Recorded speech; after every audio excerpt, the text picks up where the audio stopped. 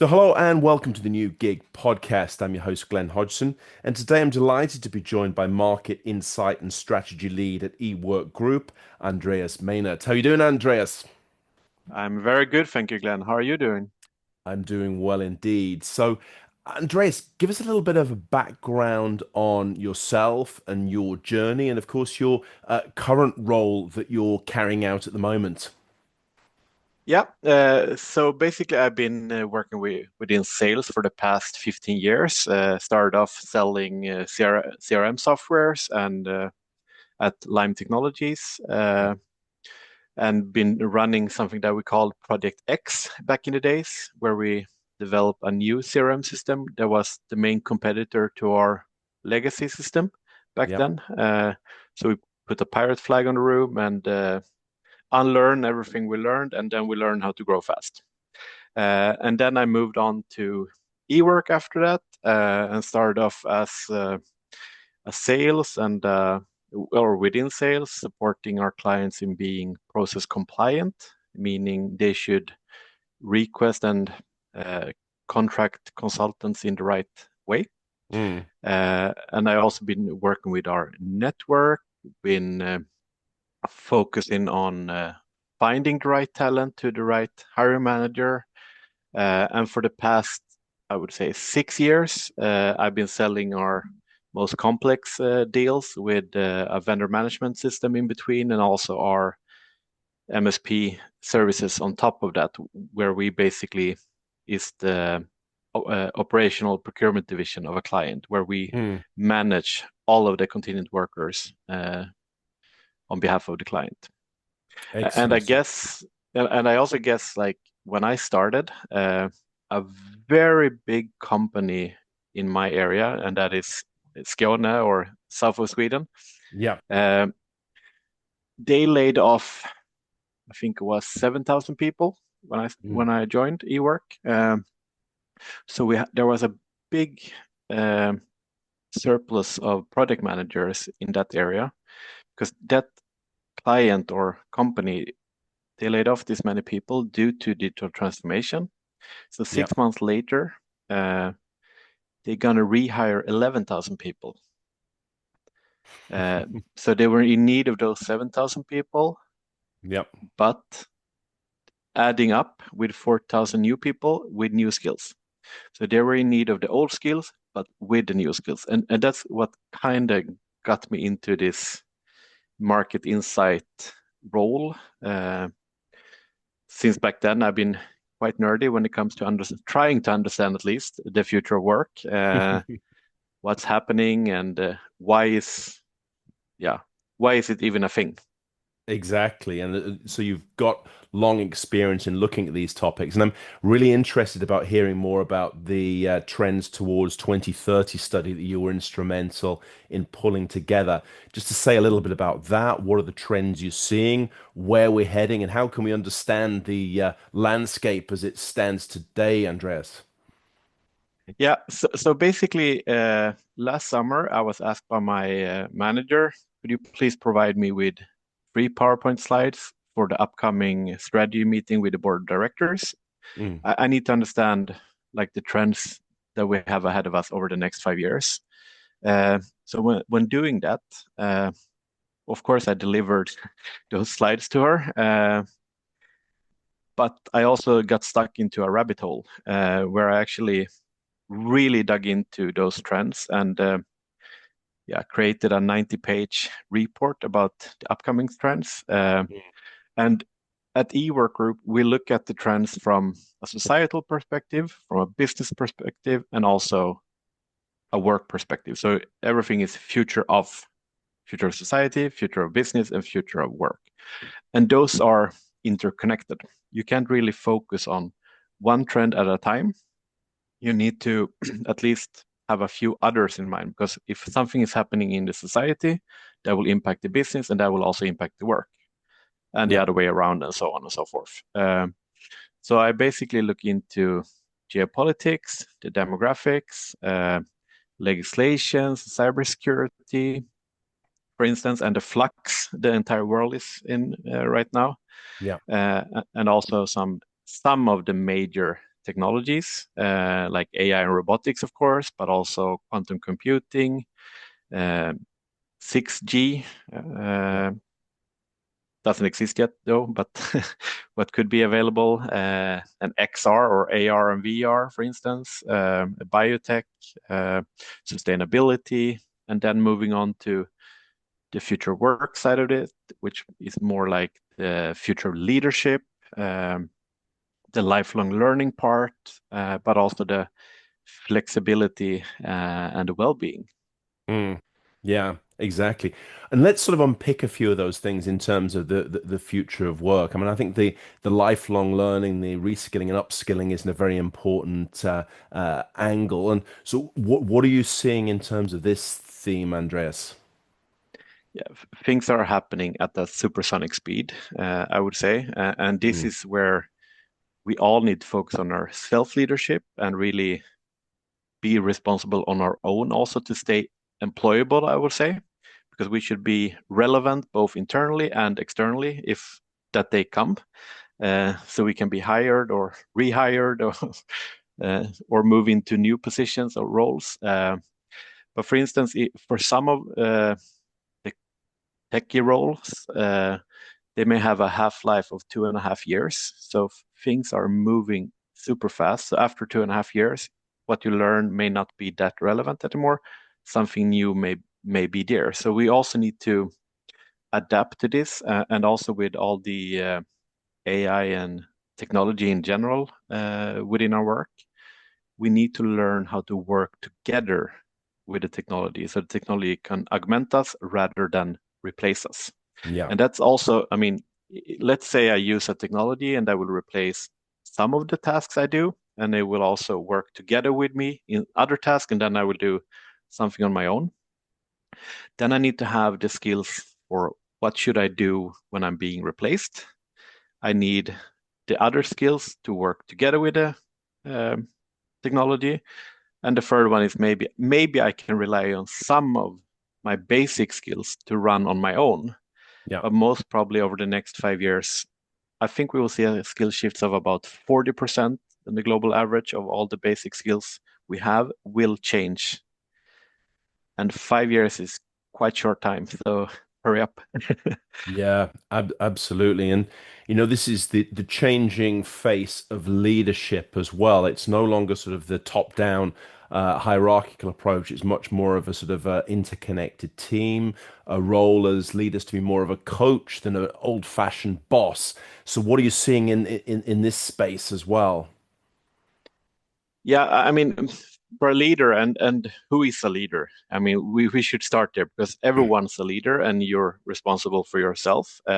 Mm, But when I compared like the leaders of yesterday to the leaders of tomorrow, or that's actually yesterday. So the week before this is the yesterday's leader, I would say. It used to be about like managing roles and yeah, obeying the rules and so on. And now yeah, the leaders, they need to focus on enabling the outcomes and also the flexibility. yeah, We need to build an adaptable uh, capabilities within our teams, and we need to learn how to navigate through these uncertainty levels or uncertain and complex world. Because what you learned yesterday may not be the truth today. yeah, yeah, A lot of things completely. is happening. Yeah, exactly. And we also need to prioritize this learning agility. So it's more about leading with a purpose. And also you have multiple generations which you're leading. You have distributed teams. It could be in the same country, but most manager maybe, or not most, I don't have sources on that, but many managers at least, they have teams across the world or across multiple cities. And how do you lead hybrid? How do you lead fully digital Mm. and over time zones? That's another tricky one. Like, should you go up or should the other one stay up, or how do we do this Yeah. to build a trust and ensure we have a good balance or focus on well-being and also the employee experience? Yeah, exactly. So it's a much more complex, much more diverse landscape that leaders of today need to be able to deal with and be able to manage, but also to be able to sort of lead from the front and lead by example at the same time, I guess. Exactly, exactly. And we need to Excellent. enable the time to actually be more of a coach. Yeah. Uh, Not only, of course, you need to be a manager sometimes, but then you also need to, I mean, you need to switch between being a manager, coach, and also a leader to like show everyone else this is how we do it, Yeah. and make the other ones follow.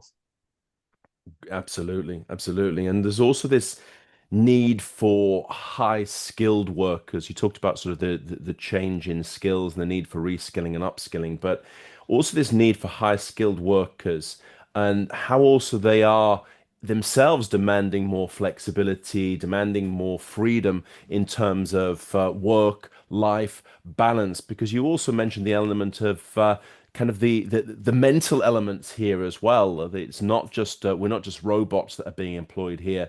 We need to have the sort of looking after the mental well-being of individuals as well within this process.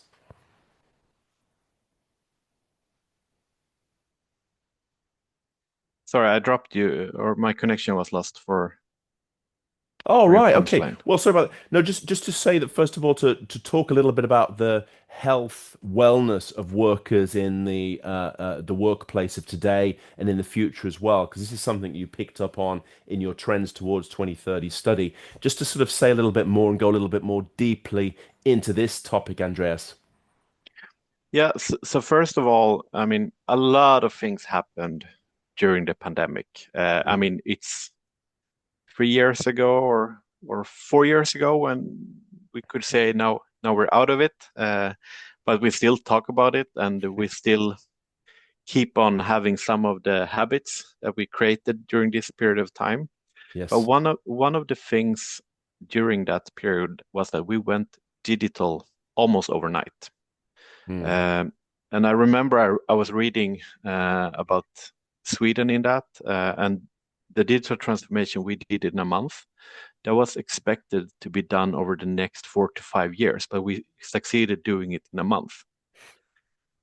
Yeah.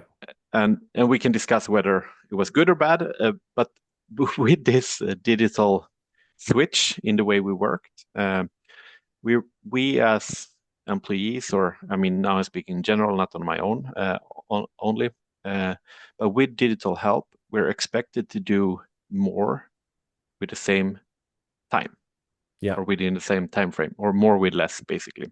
Mm.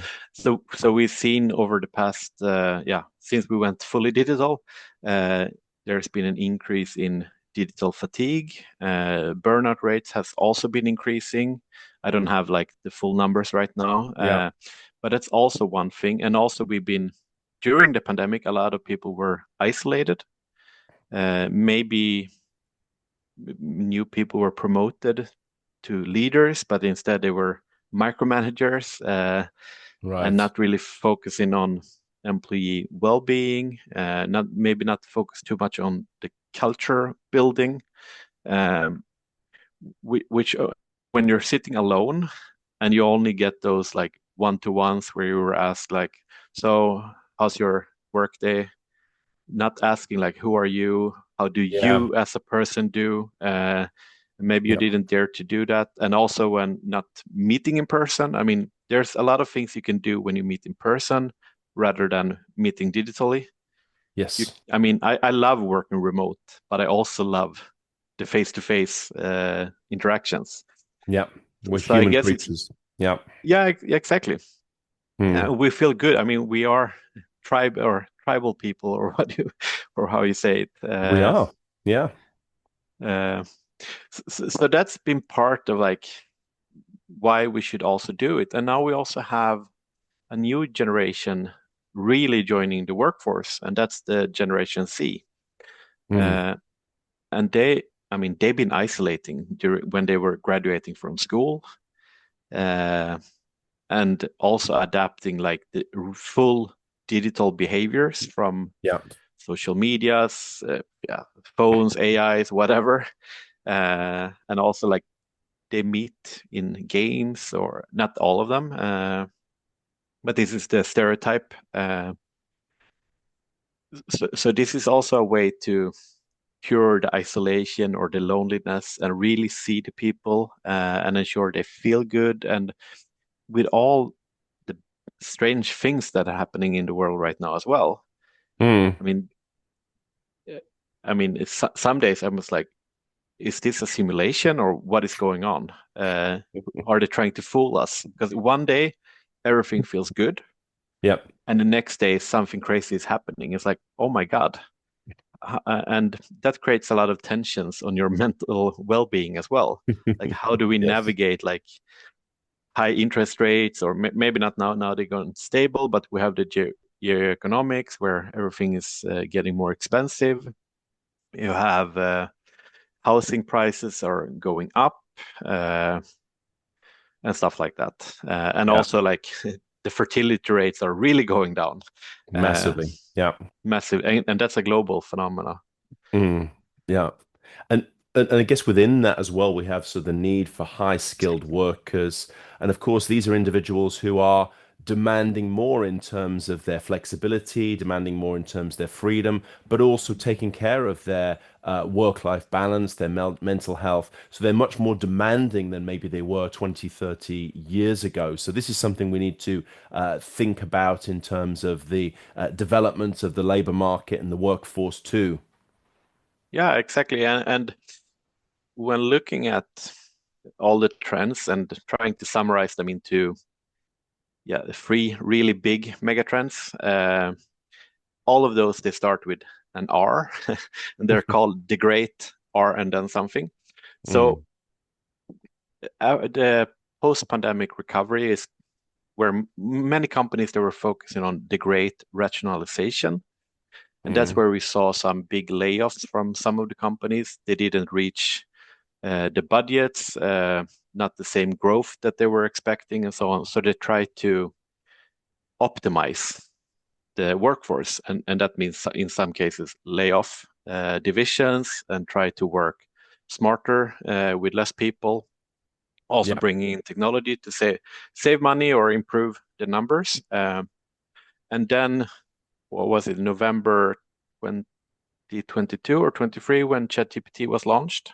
yeah, And everyone went crazy, like 2 months later and 100 million users. And it was changing the entire school system, and right. also questioning doctors because ChatGPT was more empathic than a doctor, and so on and so forth. And that's when people in general, I would say, found like, oh my God, we need to learn something new. And that's when we Yeah. entered the next phase, which is the great reskilling phase, where we need to understand that we need to be employable or relevant. Mm, And now when we have those two in combination, we are entering like a new paradigm, if you could say, and that's the great redesign. And okay. that's the redesign of the workplace, the work itself, the skills, like everything we do that is connected to work, basically. Because pre-pandemic, I mean, going to the office was the norm. If Mm, we just put it simple, no one questioned it, everyone was doing it.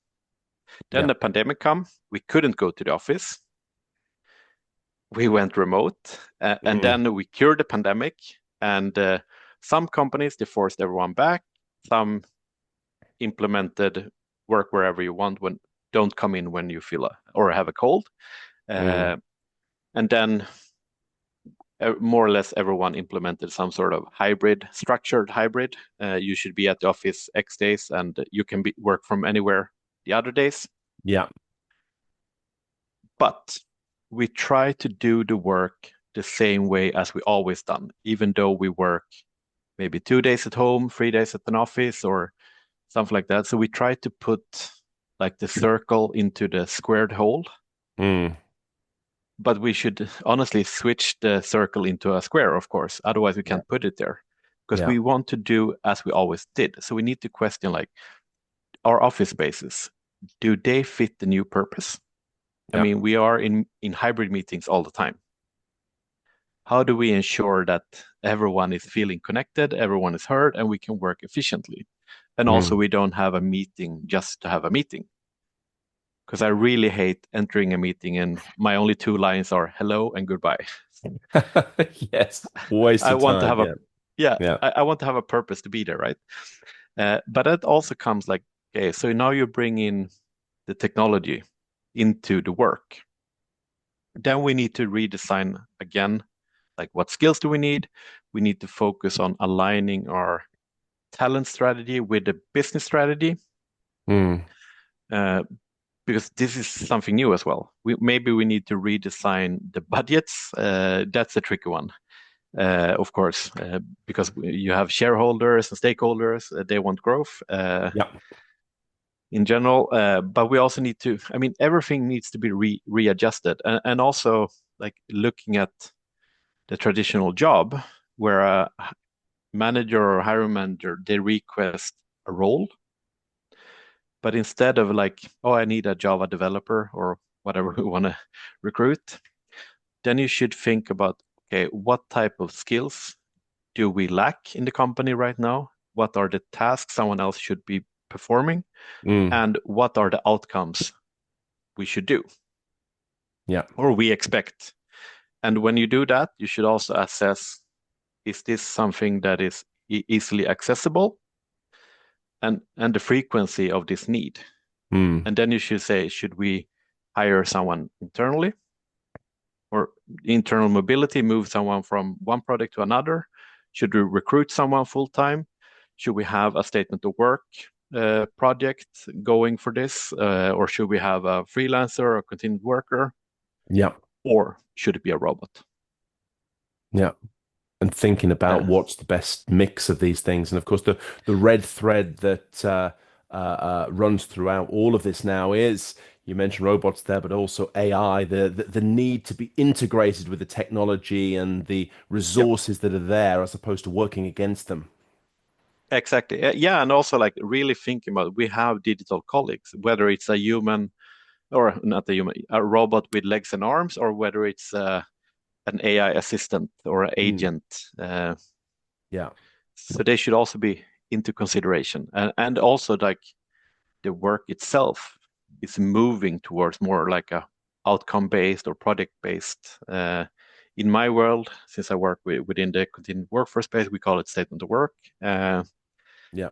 But that's where the world is heading when I look into my crystal ball. And there's more need for that as well. And I mean, also the development of companies and organizations as well to take and think differently about what is an employee, what's the kind of talent they need. Are we seeing sort of the development there as well as being a bit more flexible about, is it a contractor, is it a freelancer, is it a full-time employee? Kind of thinking a bit more broadly about the value that can be added to the organization as opposed to a role or a title as was traditionally the case. Yeah, when looking at European or global staffing trends, when looking at buyer surveys and results, I can see that more and more are adding the contingent side into their strategic planning, Yeah, which basically means that we are trying to de-silo uh, the way HR operates, managing the full-time employees, and procurement managing the contingent side. Now yeah, they are starting to align. And I also guess that's why we see a bigger need of strategic workforce planning, where we plan maybe 5 years ahead, yeah, including succession planning and the headcount planning or the normal workforce planning, which is like 1 to 2 years ahead, yeah. where we embed the learning, the bots, the humans, the contingent, and what type of company do we want to be and what do we promise to the market. Yes. No, that makes a lot of sense. That makes a lot of sense to be sort of working through this and trying to get the most out of the resources and the individuals and the technology that is there. That's the key blend that I suppose all companies and organizations need to be looking at, Andreas. Exactly, exactly. Fantastic. Well, really appreciate your time and for walking us through the sort of the trend study, but also giving us a glimpse into the future about where things are headed and the things for us as individuals, what we need to focus on to keep ourselves relevant as well, which is crucial. Yeah, exactly. I mean, 5 years, things could happen supersonic fast, and but we need to be adaptable and just live with it basically, because the pace of Exactly. change will never be this slow again. I don't think so. Well, excellent. Really appreciate the thoughts, Andreas, and look forward to speaking with you again soon. Yeah, thanks for having me, Glenn, and have a great summer. My pleasure. You too.